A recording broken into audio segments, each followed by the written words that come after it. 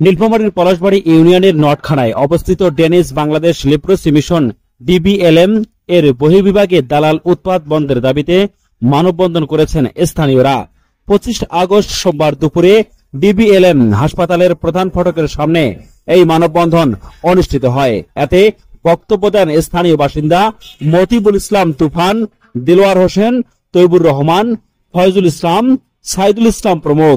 মানববন্ধনে অভিযোগ করা হয়, ডিবিএলএম এর বহির্বিভাগে শুধু নীলফামারী জেলা নয়, আশপাশ এলাকা থেকেও চিকিৎসা সেবা নিতে আসেন রোগীরা, কিন্তু দালালের উৎপাতের কারণে চিকিৎসা সেবা নিতে আসা রোগীরা বিভ্রান্তির মুখে পড়েছেন।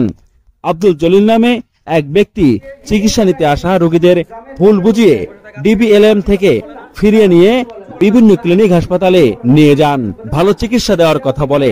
ডিবিএলএম এ কম খরচে চিকিৎসা সেবা পেলেও উদ্দেশ্যমূলকভাবে প্রাইভেট হাসপাতাল ক্লিনিকে নিয়ে গিয়ে রোগীর পকেট খালি করা হচ্ছে।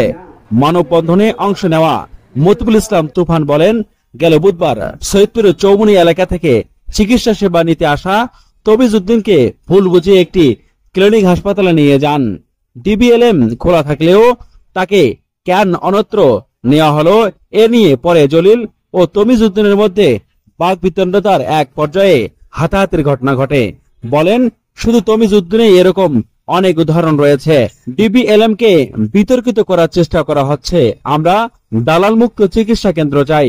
অভিযোগ নিয়ে জানতে চাইলে আব্দুল জলিল জানান, আমি নটখানায় একটি প্রাইভেট চিকিৎসা সেবা প্রতিষ্ঠানে চাকরি করি। আমার নামে বিভ্রান্তি ছড়ানো হচ্ছে। আমার নামে যেসব অভিযোগ ছড়ানো হচ্ছে তা মিথ্যে ও ভিত্তিহীন। এ ব্যাপারে ডিবিএলএম এর সিনিয়র মেডিকেল অফিসার ডক্টর পরব রোজারিও জানান, বিষয়টি আমরা জেনেছি এবং বহির্বিভাগে যাতে এমন ঘটনা আর না ঘটে সে ব্যাপারে পদক্ষেপ গ্রহণ করা হচ্ছে।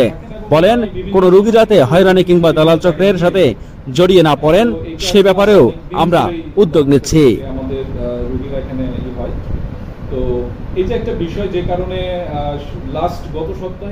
Omar Faruk, Nilphamari top news, Nilphamari.